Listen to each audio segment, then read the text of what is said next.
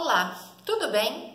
Na nossa videoaula de hoje, o nosso assunto é pteridófitas. Chega mais pertinho, acompanha comigo algumas informações.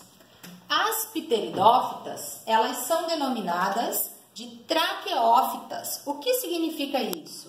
Significa que elas possuem vasos condutores de seiva. Portanto, essas plantas podem ser chamadas de vasculares. Outra característica, veja ali, elas são cormófitas. Isso significa que elas possuem órgãos verdadeiros e são também criptógamas. Quando nós vimos briófitas, nós vimos também essa característica. Isso significa que elas possuem órgãos reprodutores microscópicos. Quanto ao habitat, ela vai viver em ambiente terrestre úmido e tem um porte variado. Chama sua atenção para isso. Lembra em briófitas? Como elas eram plantas muito pequenininhas, a gente não via essa característica de porte variado. Aqui sim. Por que será? Porque agora elas são plantas vasculares, elas podem crescer. O transporte de água, por exemplo, é muito mais rápido. Mas elas ainda são dependentes da água para a fecundação.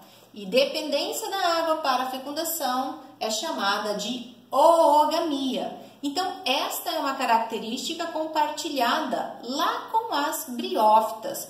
E exercício de vestibular às vezes cobra isso. São também chamadas de aplodiplobiontes. O que significa isso? Significa que possuem duas gerações adultas. O esporófito, que é diploide, e o gametófito, que é haploide. Já já a gente vê essas estruturas, ok?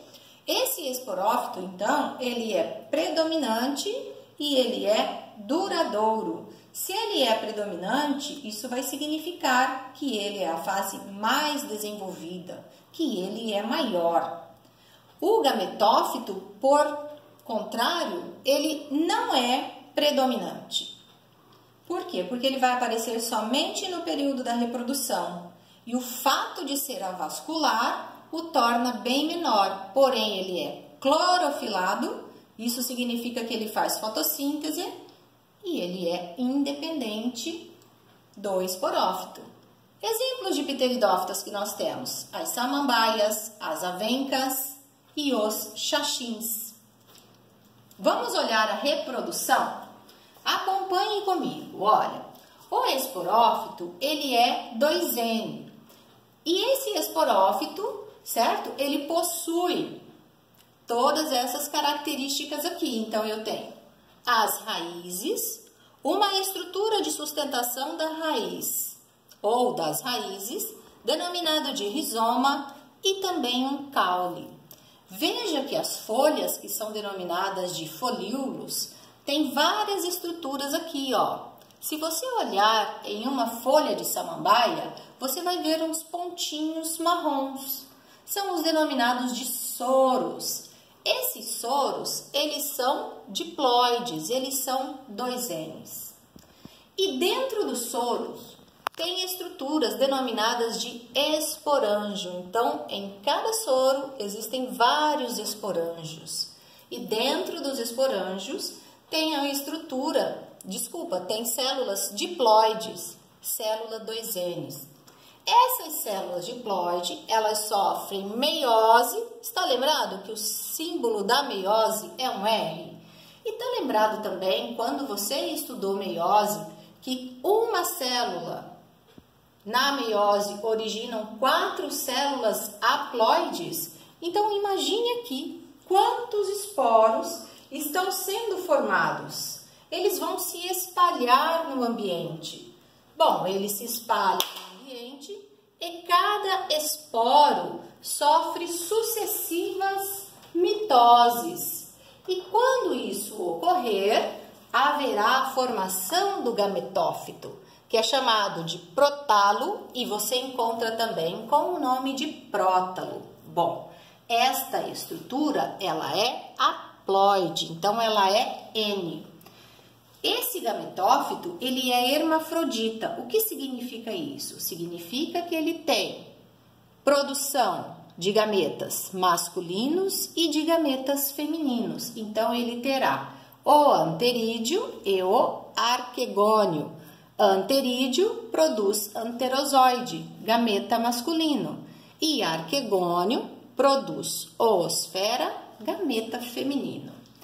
Esse anterozoide, ele vai fecundar a oosfera dentro do arquegônio. Como é que isso acontece? Isso acontece por causa da dependência da água que nós vimos. Quando esses gametas se fundem, ocorre o que nós chamamos de fecundação. Então, forma uma célula 2N, que nós damos o nome de zigoto. Essa célula 2N sofre mitose e vai formar uma estrutura chamada de báculo. Tá vendo? Essa estrutura enroladinha que a gente vê lá na formação de uma samambaia, por exemplo. Esse báculo, ele continua sofrendo uma série de mitoses até formar uma pteridófita, como no nosso exemplo utilizado aqui é a samambaia. Ok? Então, eu vou pedir agora para você dar uma olhada novamente nesse ciclo de reprodução, porque eu tenho alguns exercícios para a gente fazer. E aí, nós vamos comentar sobre ele.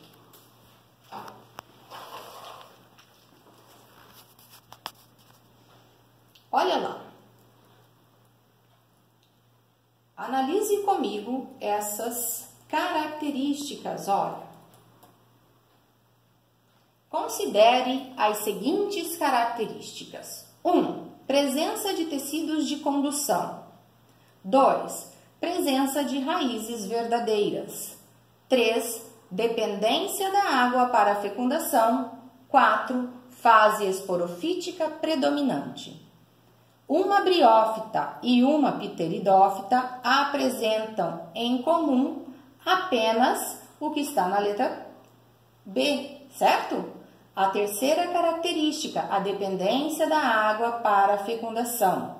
Vamos analisar as outras assertivas? A número 1 fala da presença de tecidos de condução. Isso está errado, porque as briófitas, elas são plantas avasculares. Então, elas não têm esse tecido de condução, enquanto que as pteridófitas possuem, mas o nosso enunciado pediu que elas compartilhavam. Na 2, ele fala da presença de raízes verdadeiras. Também está errado, porque as briófitas, elas vão se fixar no solo, mas elas não possuem essa raiz verdadeira. O que elas têm é rizóide, tá lembrado? Essa característica de raiz verdadeira é somente para pteridófitas. No número 4, na assertiva 4, fala de fase esporofítica predominante.